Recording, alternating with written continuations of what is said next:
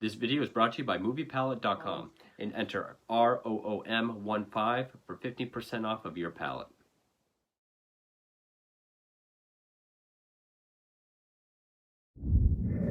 Hey horror fans, welcome back to 237, back with another review. And yes, I'm back. I apologize for the lack of videos the last 2 days.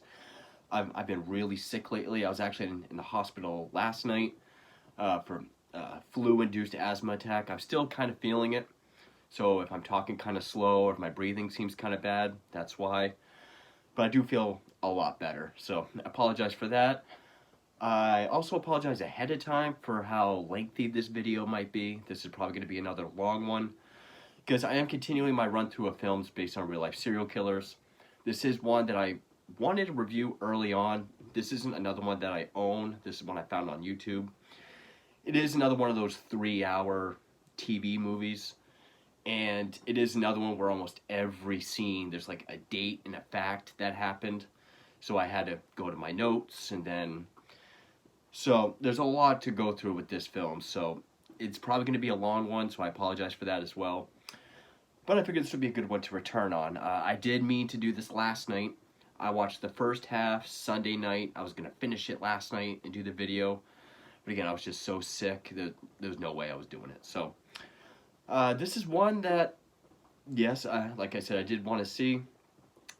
It is based on, again, I don't know if favorite is the right word, but to me, one of my favorite cases, or one I find the most fascinating, most interesting case and killer. I've done a number of films based on this killer already, but one was an Uwe Lamel film, so that wasn't good. And then the other two were more about interviewing Ted Bundy about this killer. Ended up being more of like a Bundy film. And yes, it is Gary Ridgway, Green River Killer. And it's a TV movie. It originally aired on Lifetime in 2008. And it's the capture of the Green River Killer. Which, see, told you, I'm already not breathing okay. It aired March 30th and 31st of 2008. It was directed by Norma Bailey. It's based on Chasing the Devil, my 20-year quest to capture the Green River Killer, by Dave Reichert, the lead investigator for almost 20 years.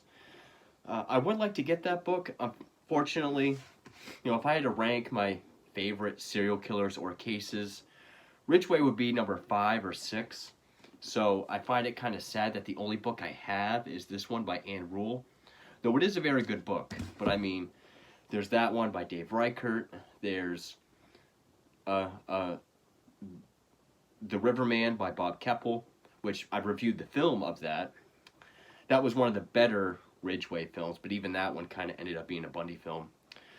I think Sins of the Father, which is a documentary, was also a book. My Uncle is the Green River Killer documentary, I believe that was a book. There is a book with just a bunch of testimonials and recollections of detectives on the case, which I would love to get. So, kind of sad that this is the only book I have, but of course I have a ton of other books with him featured in it.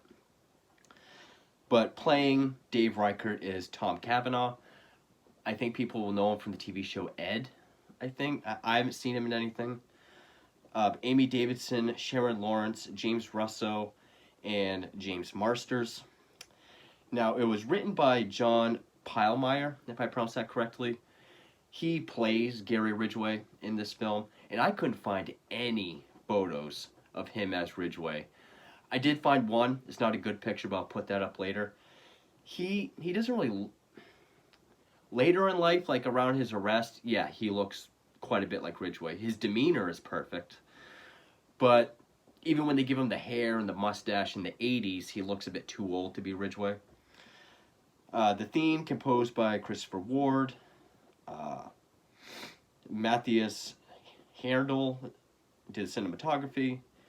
It says running time, 89 minutes, but there's 2 episodes, so it's like 3 hours.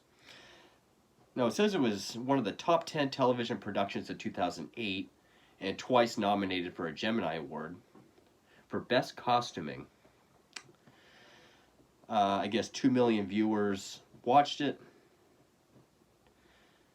which by that point, Lifetime was 10 years old, so most watched telecast ever. Now, I did think this was a very good film. It's a TV movie, yes. So just judging it as a film, I guess I could see why some people might not like it. But if you want to go to IMDb, holy crap, people are tearing this movie a new ass. I mean, to each their own, but I kind of have to laugh when people are saying that it's like the acting is the worst they've ever seen, or it's just the worst put together movie they've ever seen. Apparently, they've never seen an Uwe Lamel film. Saying that it's completely inaccurate, which I don't know what film they watched.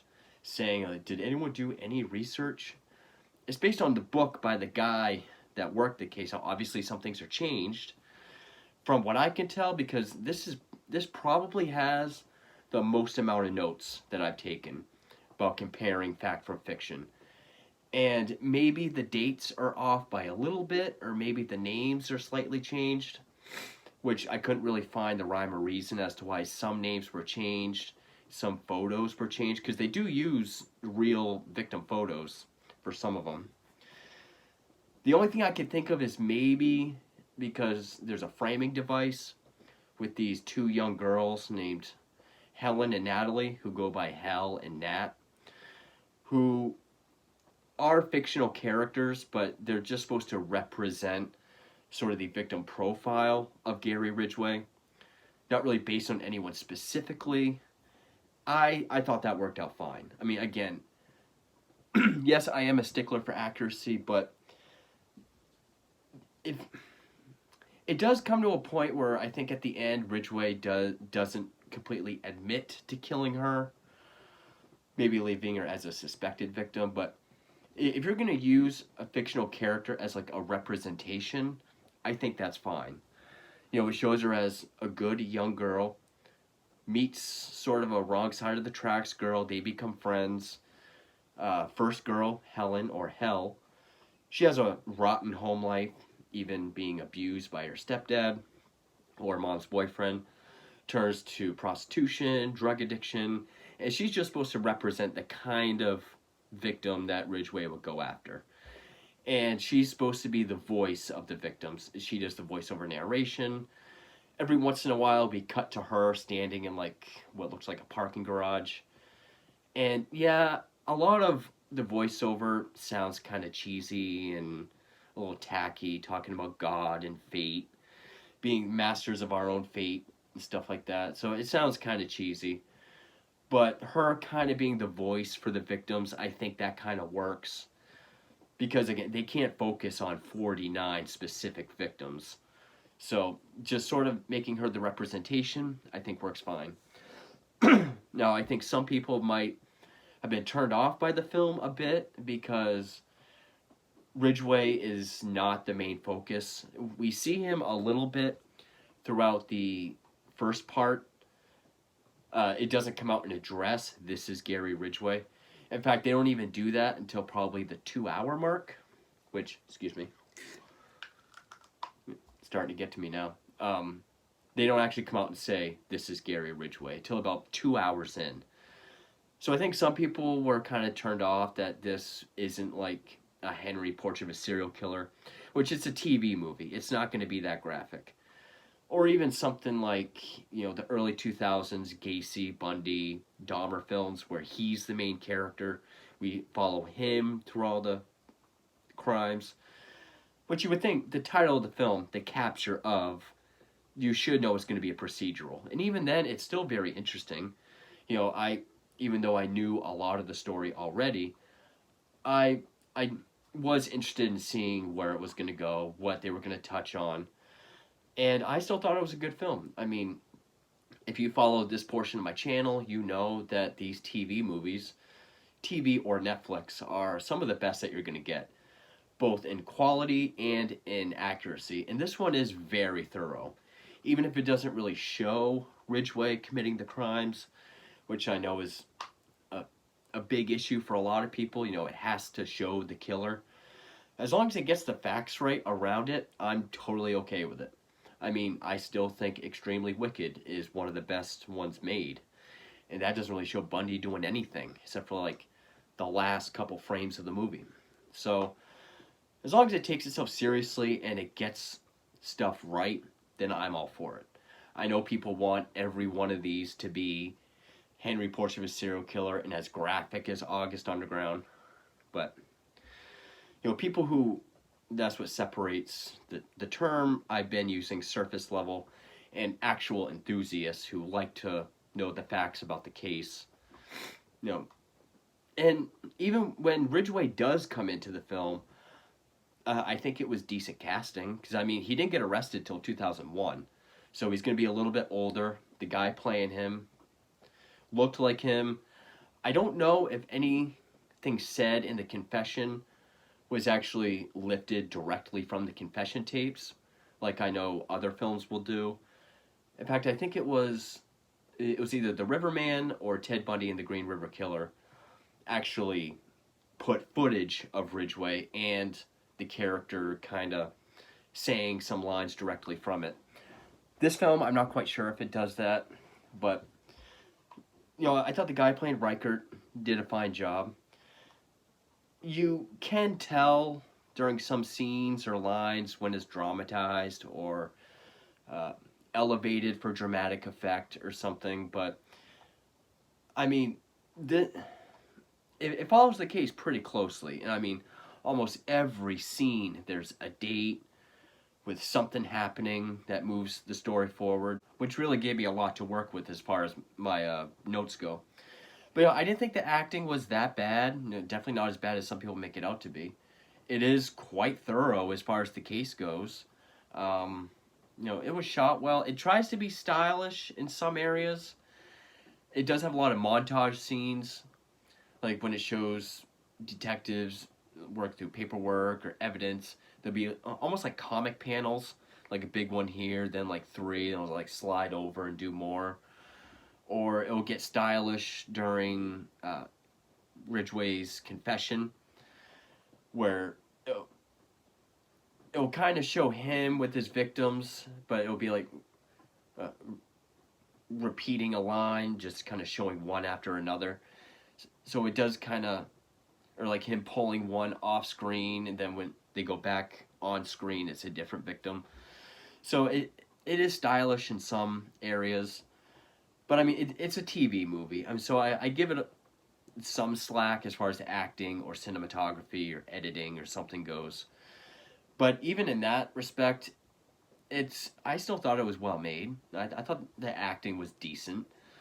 I actually think that not showing Ridgway actually makes sense. I mean, if it's about the capture and it's based on the book written by the main detective, yeah, we're only going to see Ridgway during the first half, like when he was a suspect, when he got arrested, when he took and passed the polygraph, then when he gave DNA in 87. It makes sense that we only see him for that brief amount of time. Or even, it actually shows us Gary Ridgway in 1987 when they got the search warrant for his home, car, and work. So, if it's told through Reichert's eyes, it makes sense he's only going to be in it that much in the beginning. And then, the bulk of Ridgway is really after he's arrested, which, again, narratively makes sense to me. If this was just called The Green River Killer, then I could see it being based on and following Gary Ridgway. But, the other films I've seen, which I know there's another movie called Green River, which I think is just about a girl looking for her sister. I'm not really sure how much that has to do with Ridgway himself. But the film I reviewed by Uwe Lamel, that follows Ridgway as like a main character. It does get some stuff right, but it's still an Uwe Lamel film. And then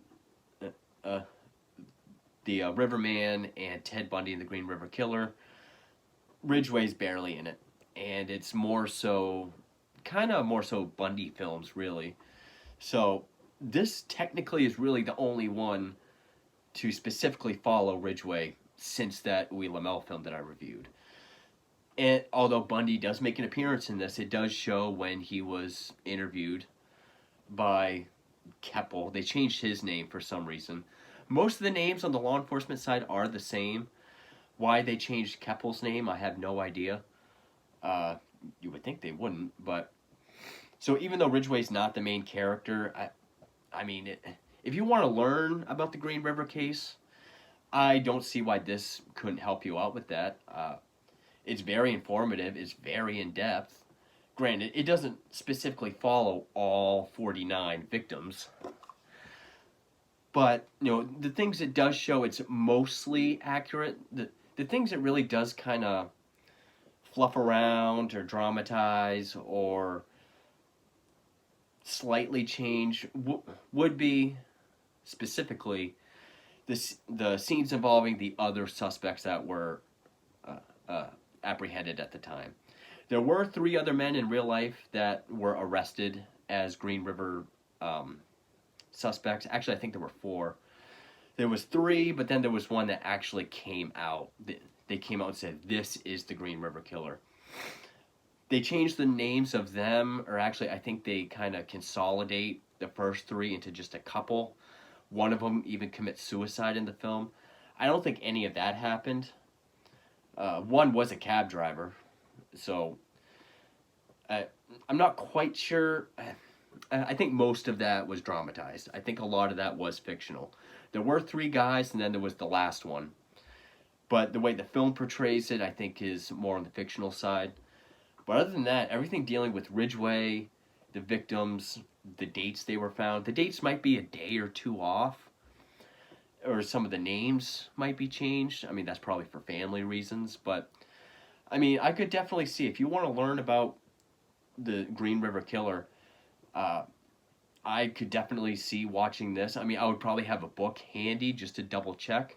But for the most part, I don't know what the reviews on IMDb are talking about. I mean, this is pretty accurate. I mean, you're never going to get a 100% accurate movie. You're based on anything. You're just not. But even with that in mind, it's still pretty thorough, still fairly accurate. It does kind of, I mean, it's 3 hours long, but even for the sake of time, they will kind of consolidate some events. Like Green River case going cold and Reichert being promoted to sheriff being the same thing when in reality they happened a few years apart. So you're going to get that with anything. I kind of let that slide as long as it's to kind of a minimum, which this one pretty much does. So yeah, it's fairly accurate. The acting is not that bad. The acting never bothered me at all. So yeah, I could definitely recommend this. Is it the best TV movie based on a killer I've seen? I mean, I would put The Deliberate Stranger, To Catch a Killer, The Hunt for BTK. I'd probably put those over this, but those are really, really good TV movies. I would say this one is pretty good. This one it's not bad at all. It's decent. I enjoyed it the whole way through. It was pretty informative. Actually, through this, I learned about the final suspect, who I'll get into when I go through my notes, but there was a prison escapee who they did arrest and come out and say, this is the Green River Killer. That was actually something kind of new to me. At least I didn't really know the details of it. I think I just knew the guy's name. So, I mean, you could probably learn some things from it too. Again, I'd probably have a book handy or something just to double check, but for the most part, it's pretty accurate. And as far as TV movies go, it's fairly decent. I mean, I don't have any issues with it. So with that, I guess we'll get into the cliff notes and then the film itself, which there is a lot, so be warned. So as always, I just like to give a brief cliff notes or a brief summary about the killer that the film is based on. So Gary Ridgway is probably the most prolific serial killer in American history. Known for 19 years as only the Green River Killer in King County, Washington, between 1982 and 1998, Ridgway killed 49 women and discarded their bodies in or around the Green River, with at least 2 dumped in Oregon. Though law enforcement thinks he may have killed until 2001, and Ridgway himself had confessed to murdering 71 women. The bulk of his crimes took place between 1982 and 84, with 43 victims in that time frame. He targeted mostly and almost exclusively young prostitutes and runaways. Though he was arrested twice for solicitation in 1982 and 2001, and even becoming a suspect in 83 and passing a polygraph in 84, he was not apprehended until 2001, when advancements in DNA testing linked a saliva sample given in 1987 linked him to 3 murders. The case is also infamous for detectives Bob Keppel and David Reichert seeking consultation from notorious serial killer Ted Bundy, who was on death row at the time and being the basis for Silence of the Lambs. After his arrest in 2001, he entered a plea deal in 2003 in which the death penalty would be turned into life without parole for a full confession.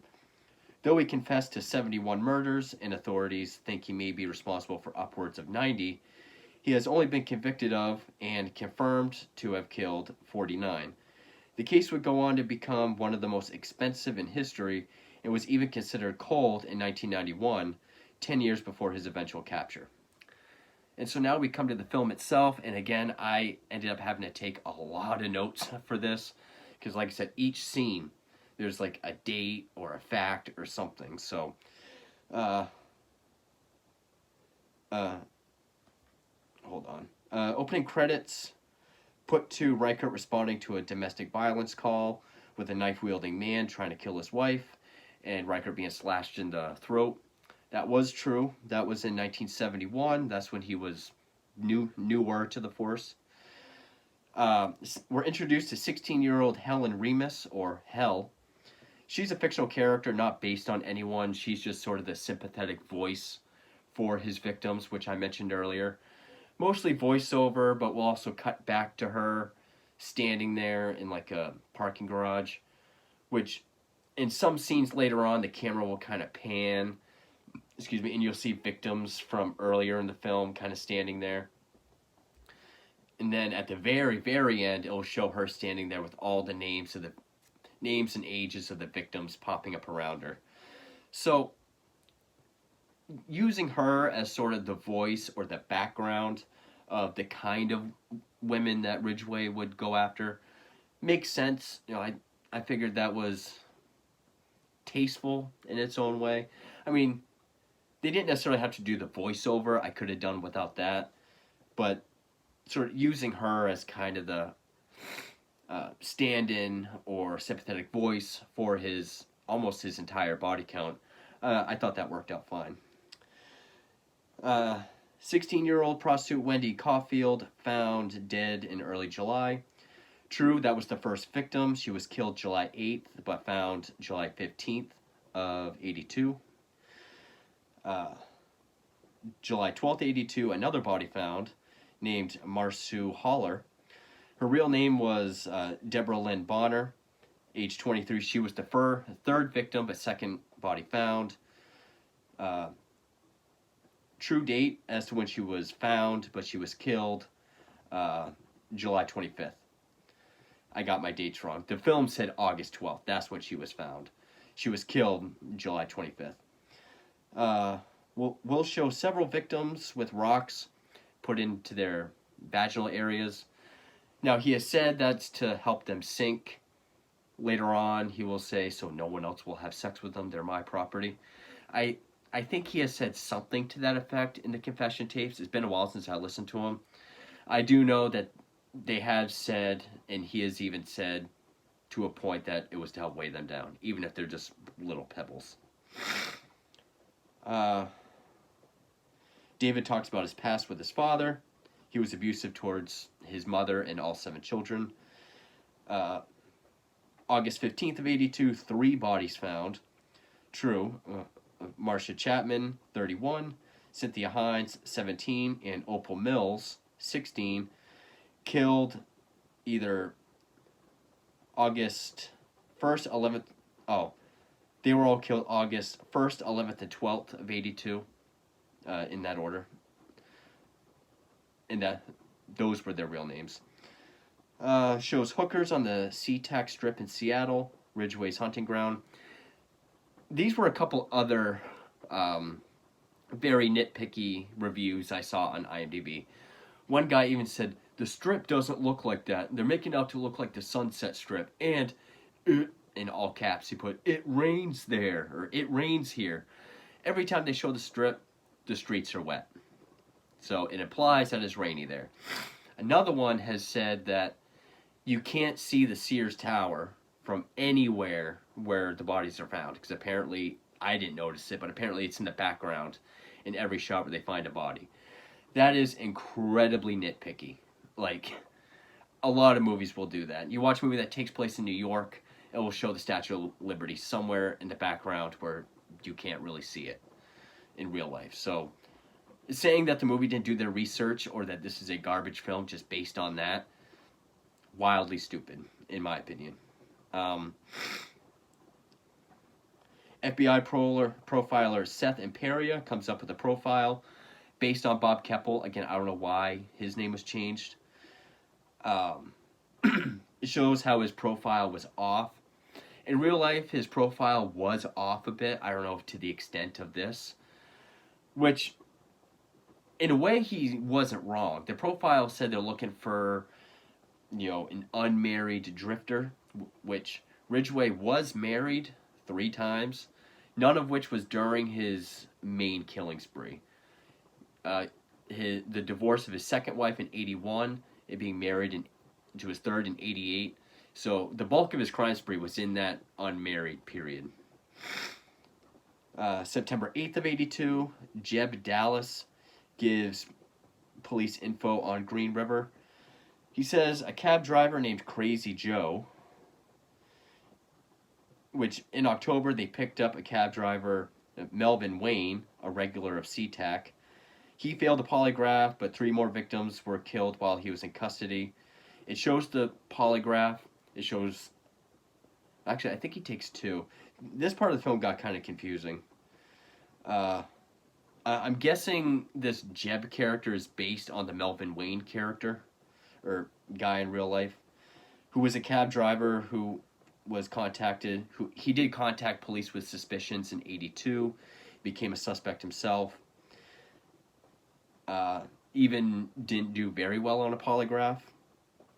And later on in 84, the same year, Ridgway took one. But September 15th, 82, it'll come up every so often. It'll give a date, how many are dead, how many are missing. So September 15th, 82, 5 dead, 2 missing. By that date, that is true. Only it was 1 missing, but 18-year-old Mary Meehan was killed on that date, and it shows her being picked up that day, and shows her is pregnant, which is true. Wait, did I say? Yeah, I did say September. September 25th, 2 dirt bikers find the skeletal remains of Laura Meeks. True date, and she was the second killed on July 17th of 82. But her real name was Giselle Ann Lawborn. She was 17 and this was not her real photo. November 82, 6 dead, 7 missing. True. December 82, 6 dead, 8 missing. Which by the end of December, it'd be 6 dead and 10 missing. Shows a montage of police, press conferences, and someone dumping and dragging bodies. April 30th, 83, 7 dead, 15 missing. True. Some woman named Allie gets in a fight with boyfriend, gets in a pickup truck. He goes to report her missing, possibly based on one of them, but no one who was killed on the 20th. Sandra K. Gabbert and Kimmy K. Pitzer were killed both on the 17th. The guy questioned says he has an 8-year-old son. But they go to this guy's house because the boyfriend says, I saw her get in this blue pickup. So they go to this guy's house, which it doesn't say it, but this is the first time we see Gary Ridgway on screen. They want to ask him questions. He says, you don't mind my 8-year-old son. Oh, because they're asking for an alibi. And he says, if you trust the word of an 8-year-old boy, Ridgway's son Matthew would have been 8 years old by that time. May 8th of 83, body found in Maple Valley with 2 fish and a bottle of wine across her chest. named Carol Christensen, which that is her name, was found on that date. In Maple Valley, she was the 25th victim.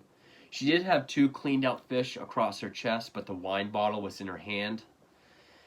And supposedly had raw sausage all around her, which the film doesn't show.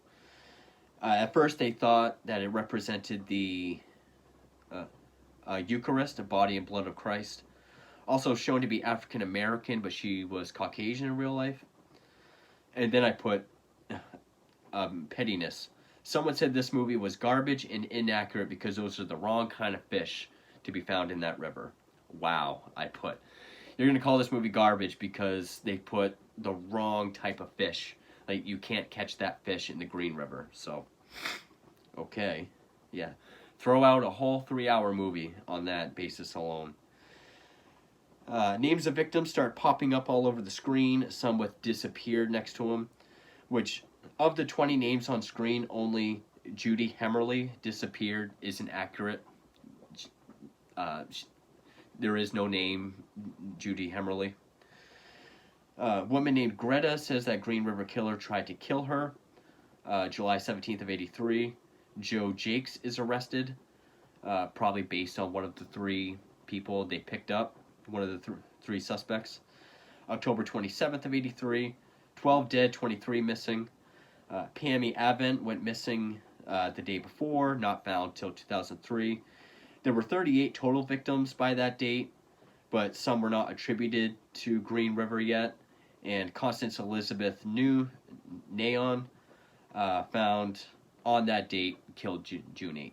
So I kind of had to do a little bit more research. A lot of this stuff I did already know, but when they say, 12 dead, 23 missing, I kind of had to do a little bit more research to make sure that the timing was right.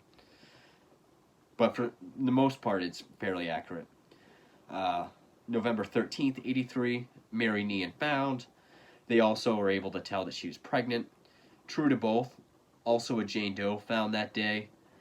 I don't think that is true, or I haven't seen anything of it, of a Jane Doe being found that same date. Green River Task Force, Riker put in charge. True, it was in January of 84. Riker gets a threatening letter. Ridgway did take credit for the letter, but the one he sent wasn't a threatening one. Jeb wrote this one, so I don't think it's related to anything. Also, there's this one note, kind of like a Zodiac, where all the sentences have no spaces, which I think that's the one that Ridgway took credit for,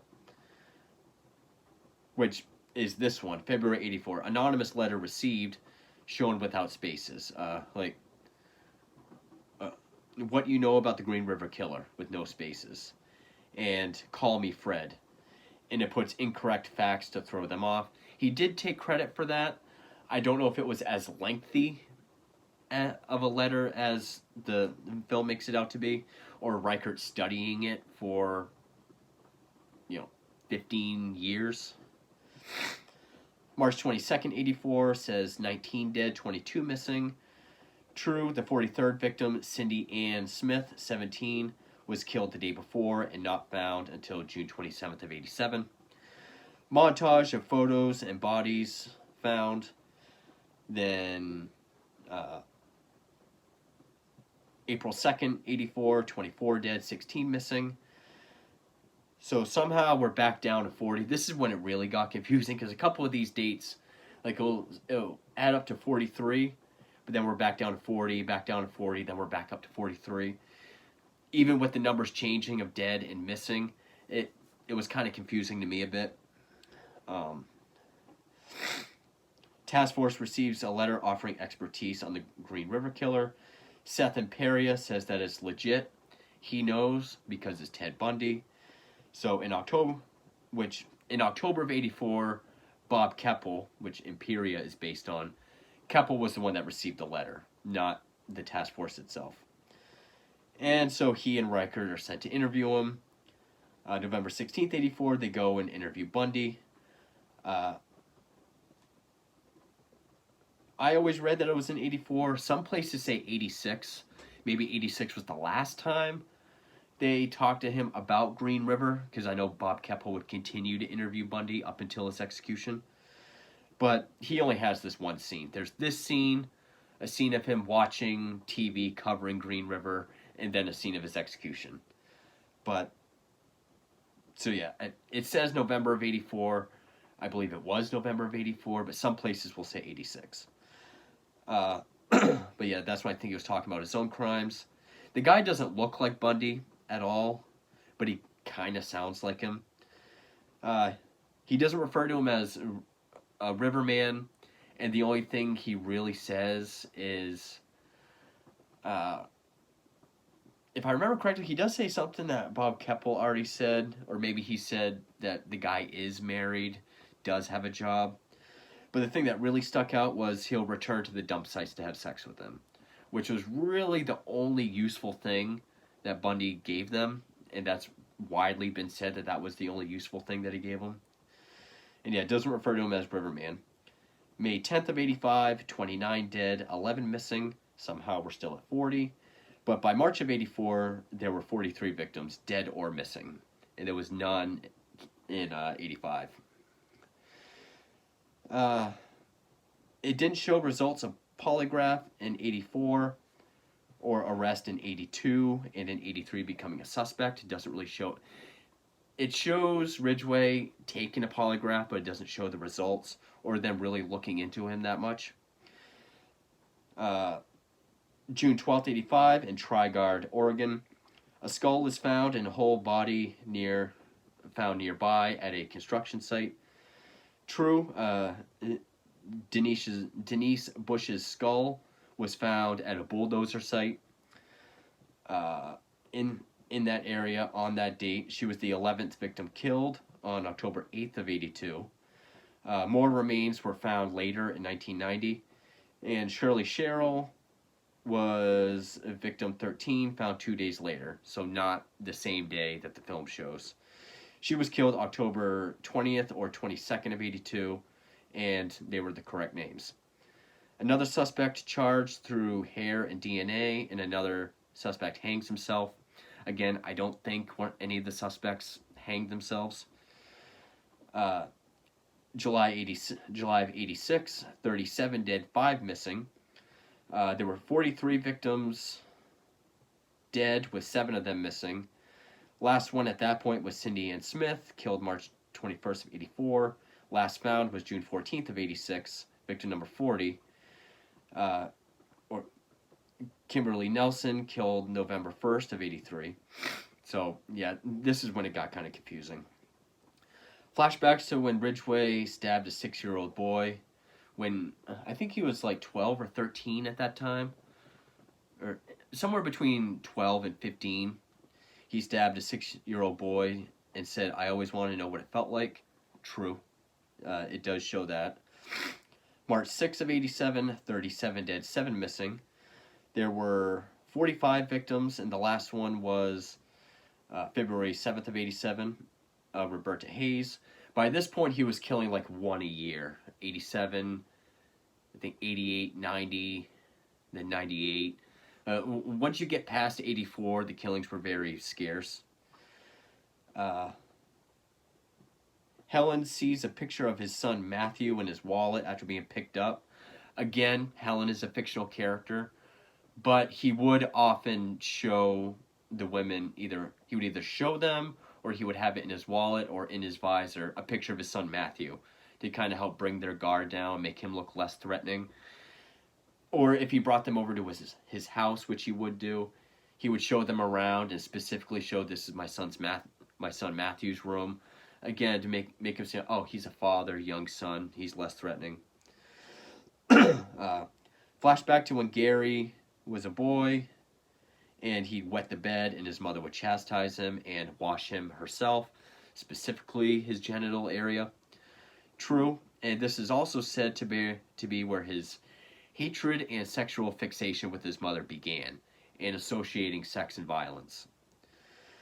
Seattle of 87, a Jane Doe found March 21st, 87. Cindy Ann Smith was the only victim found in 87, and it was in June. Not even in suspected victims was there a Jane Doe in 87. Mentions Ridgway for the first time. Uh, it shows him going to Sheriff Montgomery saying, I want to look into this guy Ridgway. They mentioned their past with him, like being arrested for solicitation in 82, looked into and talked to him in 83, passed a polygraph in 84. And he says they want to take another look. And again, this was in 87. So this is the first time they mention Ridgway. It says that they want to get a search warrant for his home, work, and truck. True. And they did take DNA and saliva in 87, as well as a search warrant of all those places where they didn't find anything. So Ridgway, again, pretty much crossed off. And during that scene when they approach him with a search warrant, that's the first time it says Gary Ridgway. So that's when we're actually told that that character we've seen before is actually him. And again, he does look a bit too old for Ridgway at that period. The hair and mustache helps, but not up until 2000, 2001, 2003 does he actually look more like Ridgway. But he does sound like him, and his demeanor is very close, so that works. Again, I don't know if that's the specific date, but I know that it was 87. So then it shows them putting out a tip line. It says they want to put out a TV show with a tip line that offers a $100,000 reward for any info that leads to a conviction. There was a show called Manhunt Live that I think did do a segment on Green River. So that could be what that's referring to. December 7th of 88, Reichert goes on the news talking to Green River. On this date, it was a follow-up to the Manhunt Live. So the follow-up aired on that date, and I think that was a segment towards the end of it. Ridgway calling Reichert's home and then hanging up. He did take credit for the letter, but I don't think he ever called Reichert's home. January 24th, 89, 7:06 a.m., Bundy's execution. He was pronounced dead at 7:16, so maybe 7:06 was like the prepping and final words and all that, but it was January 24th of 89. They look into another guy, which we see him throughout the film, picking up other prostitutes. At first, I thought he kind of looked like a young Peter Weller. In some scenes, he actually looks more like Bundy than some other films I've seen. But we don't actually see him killing anybody. Excuse me. But they look into this one guy, get a search warrant. They find weapons, badges, and say that he walked out of a prison in 81 and was never found. And they even find a secret room in his house with a bunch of evidence, like videotapes of him like torturing these women. He must be based on William Stevens, who was a guy that escaped from a prison in 81. He would pose as a police officer to pick up prostitutes and everything else. They got the search warrant. They found a cache of weapons and badges. And this was in 89. The film just says 89. Search warrant was made. They found all that stuff. And for at least a month, it was put out in the news, we found Green River Killer, and it's Bill Stevens. But he was eventually cleared with an alibi from his brother, and the movie makes it look like he walked free, but I think they did charge him with the escaping from prison. But in any case, he died of cancer in 1991, so I think that's who this character is supposed to be based on. I mean, it's pretty damn close. March of 89, 39 dead, 6 missing. By March, there were 38 dead and 7 missing. That count would be accurate on October 11th of 89 with the find of Andrea Childers, who was killed April 14th of 83. Which, it always seems to say that right before they find or we see another victim get picked up. So, counts always a little off, I think. Earlier I said it was pretty accurate, but yeah. June 27th, 89, task force reduced to Reichert and Faye Brooks. which that is her real name. I'll say who plays her, because she was an integral part of the Green River case. I think this is the only film I've seen that actually mentions her, but she was actually up there the whole.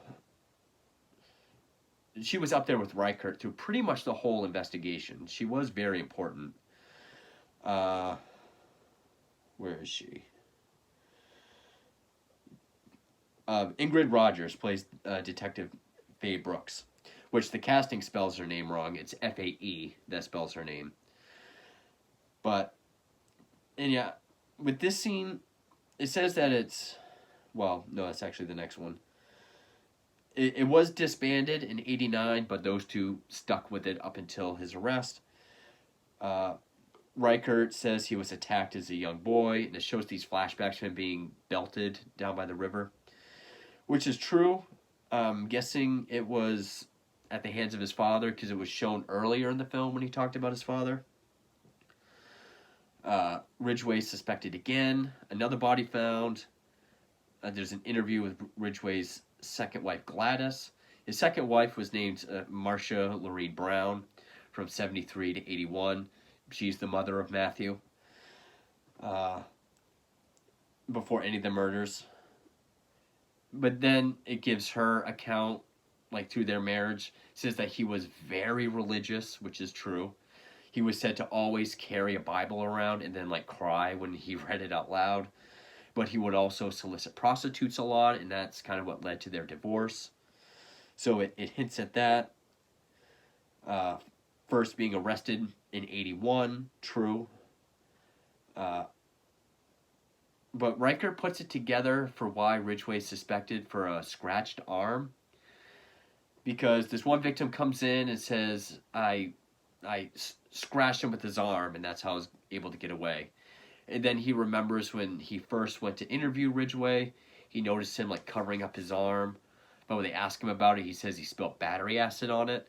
It even shows Ridgway pouring battery acid on his arm. Which, I've gotten battery acid on my skin before, and it's not that corrosive. And I don't know if that's true. I've never read anything on that. But I always thought he wasn't under suspicion again until 2001, when the advancements in DNA testing, they went back, searched other suspects, and then his name popped up.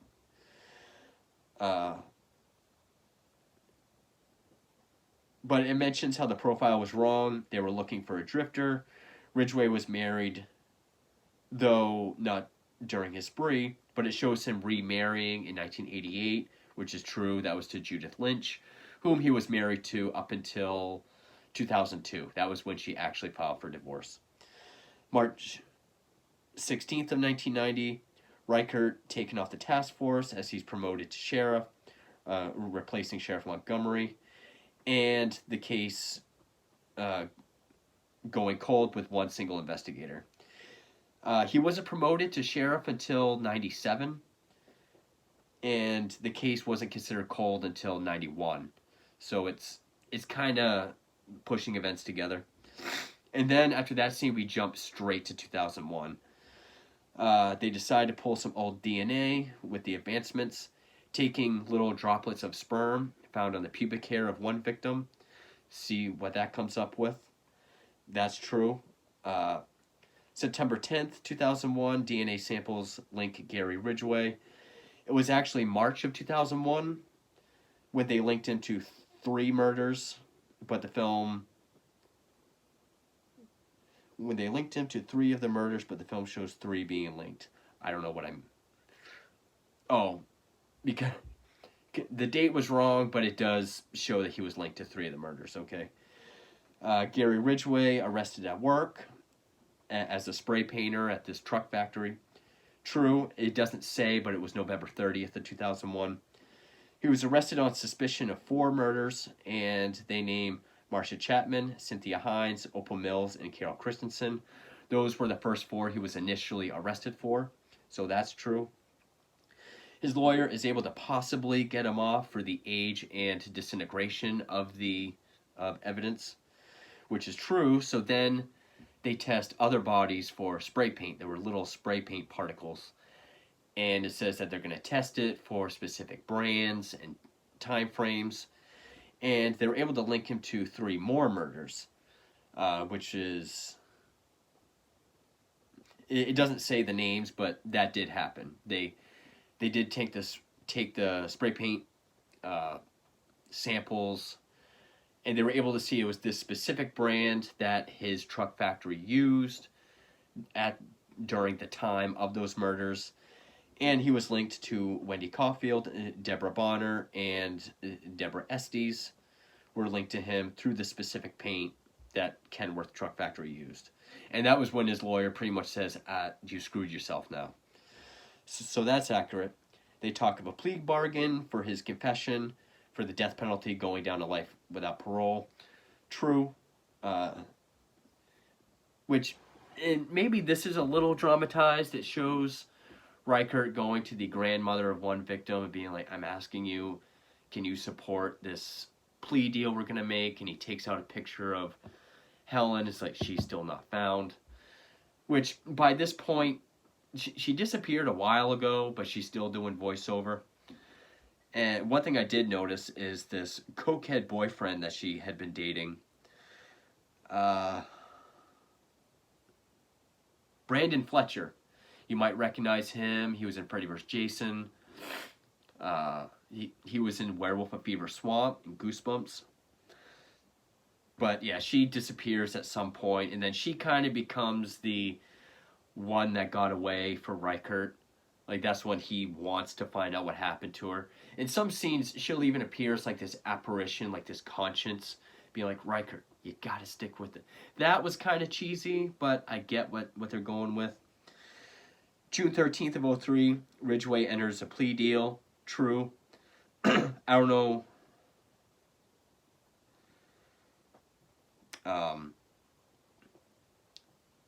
But I don't know if it was entirely true about the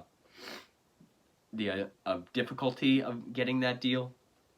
Maybe that was dramatized, but Gary's confession, he is shown as timid, shy, no remorse, but even bragging at some point. This took place on November 5th, 2003, though it doesn't say it. And I don't know how much of this was taken directly from the confession tapes, but he does brag about how, this wasn't my hobby, this was my career, and, they deserved it. I wanted to kill as many as possible. I was mad at this one that got away because if she turned me in, I couldn't kill anymore. That's what I live for. If it's not verbatim, that is the kind of stuff that he said in his confession. So it said June 13th or June was when the plea bargain was made, and then I think it was November 5th was when he gave his confession. Flashbacks to 82, when he brought his son Matthew along and he waited in the truck while he went down, had sex with and killed a prostitute. Then he went back and drove away. That was an incident that happened at least once.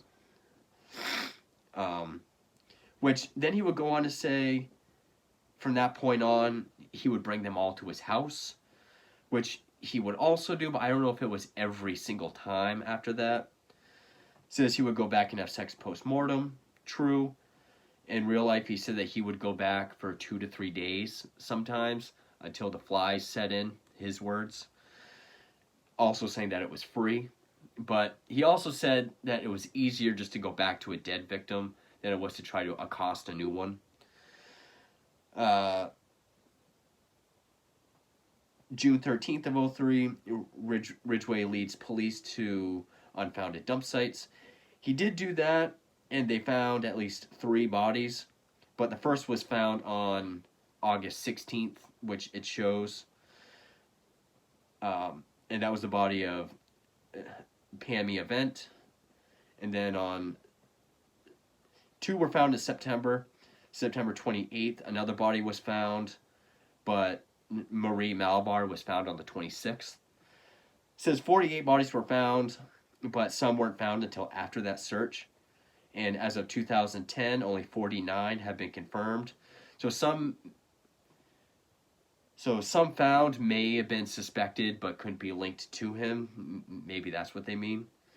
Maybe they counted those.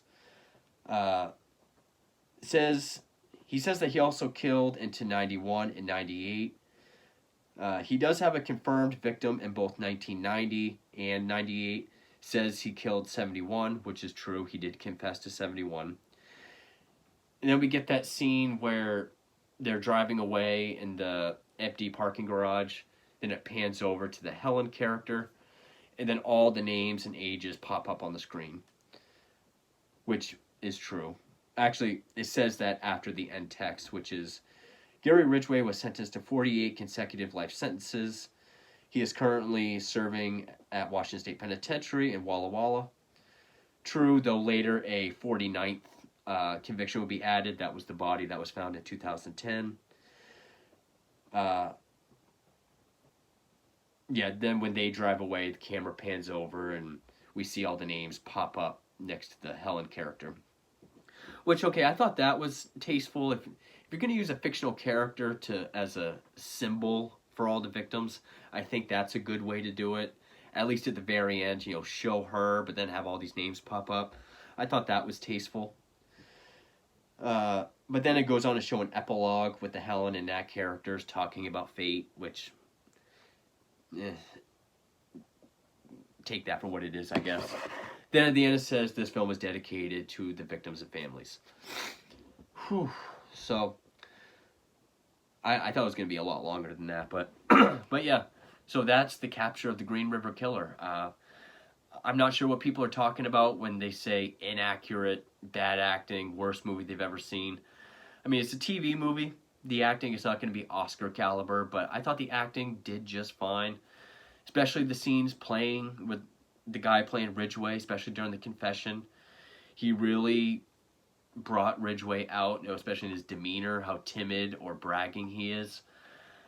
It's fairly accurate. I mean, yeah, maybe some of the dates or, body count numbers are off a little bit, but you're always going to get that. And people are going to call the movie inaccurate because it has the wrong kind of fish coming out of the river. How the hell do you please people like that? Those are people looking for reasons to not like a movie.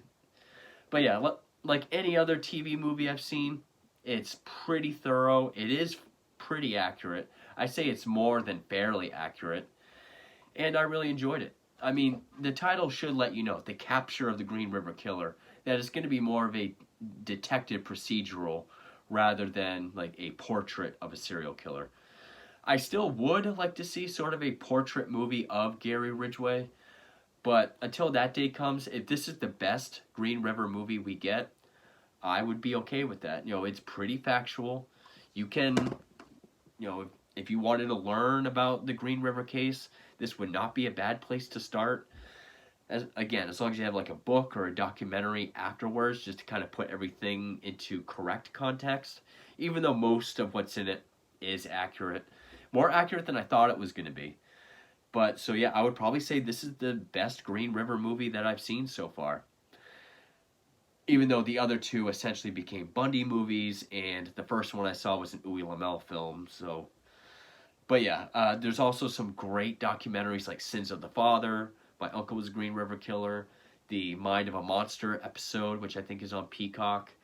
There's a bunch out there on Green River, and, I always found his case fascinating, how he evaded capture for so long, even though he killed and dumped all in the same area for a number of years.